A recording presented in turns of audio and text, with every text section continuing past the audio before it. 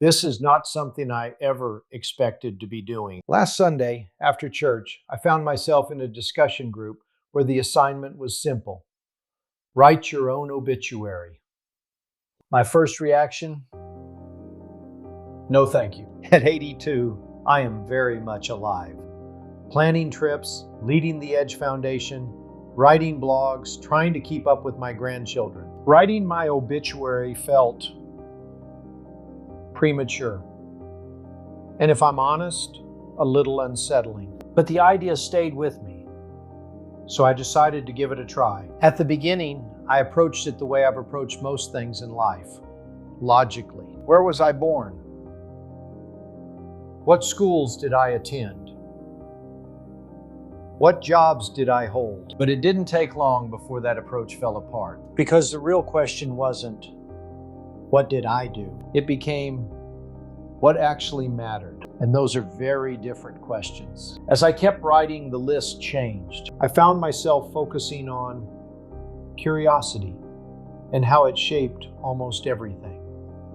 Relationships, lifelong friendships, family, shared experiences. Showing up, really being there for people.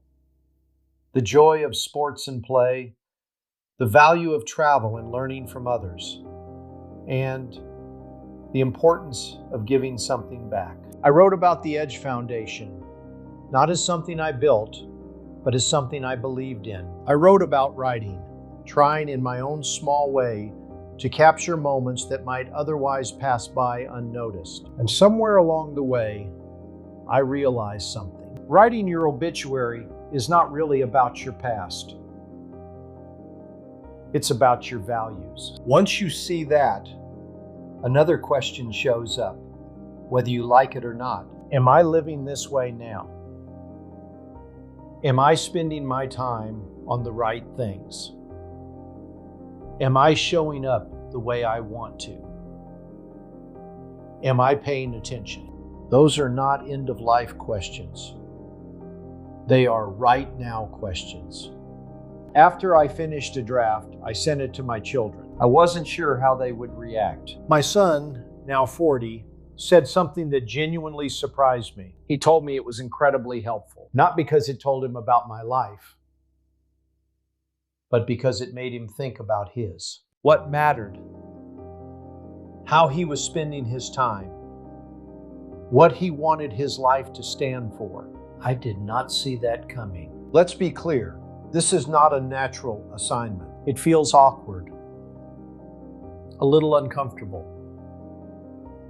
possibly something to avoid. But I've come to believe it may be one of the most useful exercises I've ever done because it cuts through the noise. It asks, very simply, when all is said and done, what will actually matter?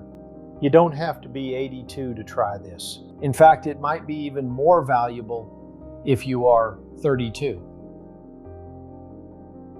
or 42. You don't have to share it. You don't have to get it right. Just write a draft. See where it takes you. You might be surprised. I was. One last thought. A friend once told me near the end of his life, it is the little things. Writing my obituary reminded me just how true that is. And maybe that's the real point of the exercise. Not to prepare for the end, but to pay closer attention while we are still here to the moments that actually make up a life.